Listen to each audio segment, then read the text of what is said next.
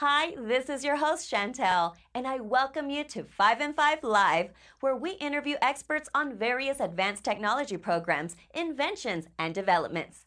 Our format is 5 questions, 5 answers in 5 minutes. At the end of the interview, we provide additional information. So let's get started, and thank you for watching 5 and 5 Live. Hi, Kaydon Stanzione here with Tom Sampson, a former US Navy Seahawk pilot and former CIO of the F-35 Lightning VTOL fighter jet. Thanks, Tom, for joining us today. You've had an amazing career in the Navy that spans both rotary wing and fixed wing VTOL aircraft. However, you didn't start your career in the Navy as a pilot. So what was your first billet and what motivated you to become a helicopter pilot for the Navy? Well, I originally enlisted when I joined the Navy in 1999, and my first role was an aviation warfare systems operator on the P-3C Orion. So I was acoustic systems, sonar buoys, and tracking submarines. I did that for about 2 years, culminating in deployment to Okinawa and Misawa in Japan, tracking Chinese and Russian submarines for that period of time. And I was picked up for OCS while I was on deployment in that first deployment. And went to OCS in 2001 and on to flight school. And I had, the options of jets, P-3s, or helicopters. And having been a P-3, I didn't want to drive the bus. And being a jet guy, I didn't want to fly for an hour and tank, and fly for an hour and tank, and fly for an hour and tank. So I chose H-60. I chose helicopters, and then the 60 Bravo, because it's an anti-submarine warfare platform.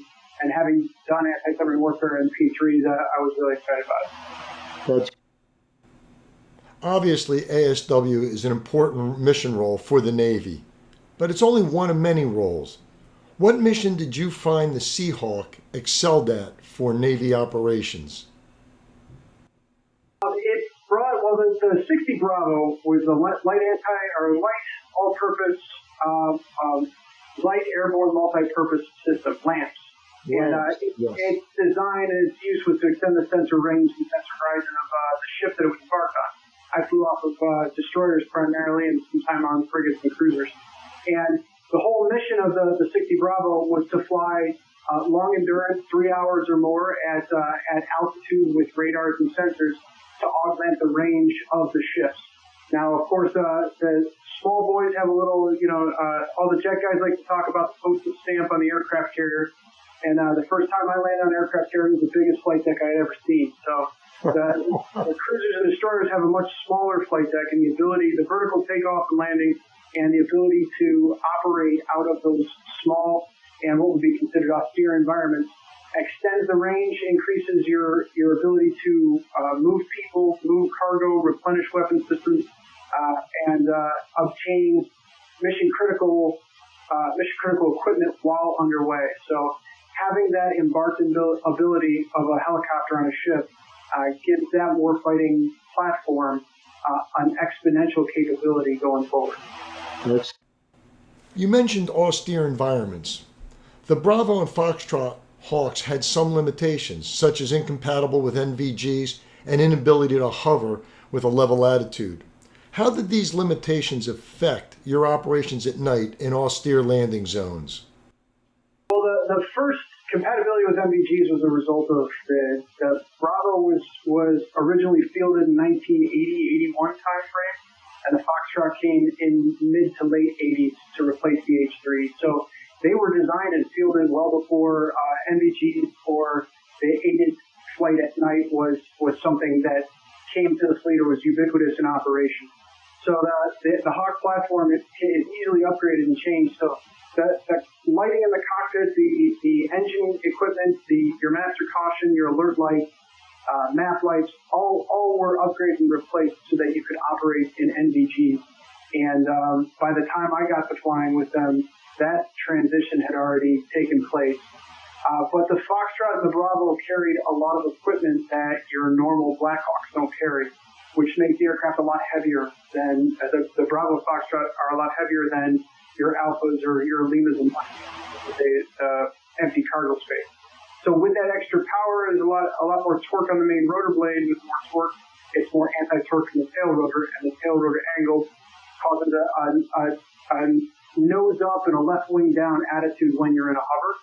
So when coming from other operating platforms, it's a type picture you're not familiar with, or you're not normally comfortable with, and especially when you get to outlying landing zones or areas that are unprepared at night in the dust in the desert, those brownout, blackout conditions, you start to lose your reference to the horizon, which is essential for hovering and operating the aircraft, as well as operating at the back of the boat, your artificial horizon with a wonky hover attitude.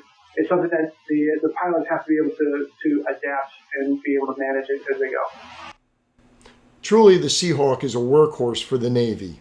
In addressing safe flight operations, larger helicopters such as the 53 Echo are impossible to fly without hydraulic boost. Can you fly the Seahawk without hydraulic boost? And also, did you train for auto-rotation landings? So there's a normal emergency procedure for boost-off flight of the aircraft.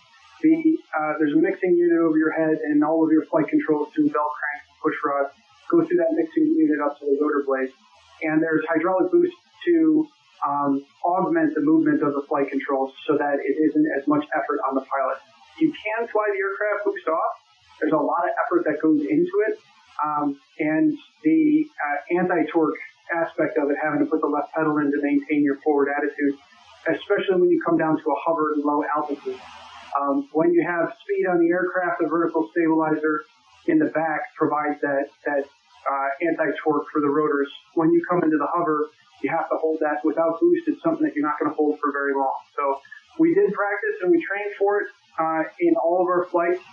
I used to hate having that boost turned off as much as I did, but once you get used to doing it, getting into a hover and then transitioning from a hover to the landing quickly was the best way to pass through that transition period of having to hold the pedal.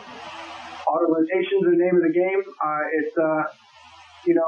I always say that you can't glide in an aircraft or in a helicopter. The best thing you can do is prevent it from being a flat garbage can and just making it kind of a bent garbage can with an auto. And in the Navy, we didn't do running auto landing. So in the Army, you would grease it on at the bottom.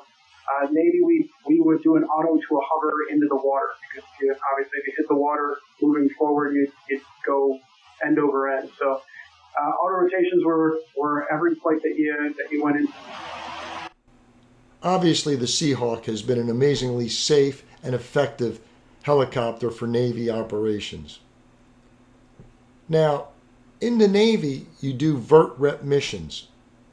So what is the primary difference for flight crews when transporting internal cargo or troops from ship to shore versus external loads, such as in your vert-rep missions?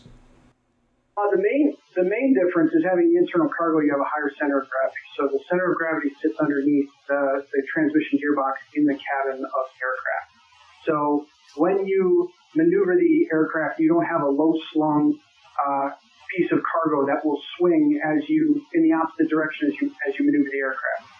So that when doing vert rep with a slung load, all of your movements have to be coordinated with what the movement of that hanging cargo is going to do. At sea, it was always a lift and put it down, left and right. When you go from one ship to another, you can do slung cargo over distance, but you can't go as fast because the cargo is going to spin, it's going to move, and any type of oscillation is going to throw off your center of gravity as you move the aircraft. Once you put that load inside the aircraft, the cabin itself is located underneath that transmission, so your center of gravity is going to shift as much, and it allows you to maneuver the aircraft within its normal operating envelope until you get up to the higher gross weight of the aircraft, which then is going to be power management and your rotor management. Terrific. If you don't mind, I'd like to sneak in a sixth question. So thank you for sharing the information with us. But in your opinion, what military service has the best helicopter pilots? Well, that's an easy question. I mean, anybody can land in the great wide open. Anybody can land on these wonderful big long runways right next to the golf course. But not not everybody can land right in front of a big garage door right in front of you and having a net on either side that you can fall off it. So when the airfield starts moving and then you have to land on that moving airfield, then I think you're pretty well qualified. So there you have it, everyone. Tom Sampson is saying Navy pilots are the best. Tom, thank you for joining us today at 5 and 5 Live. We appreciate it, and we look forward to some follow-up questions in the future. Thank you, Kate. Good day. Thank you for watching 5 and 5 Live. We hope you found the interview to be informative and that it has met your expectations. Please visit our website for any additional information the expert has made available for download. Also, while at our website, if you have an exciting product, research, or business that you would like to share with our audience, please let us know. We would love to hear from you. Thank you and goodbye.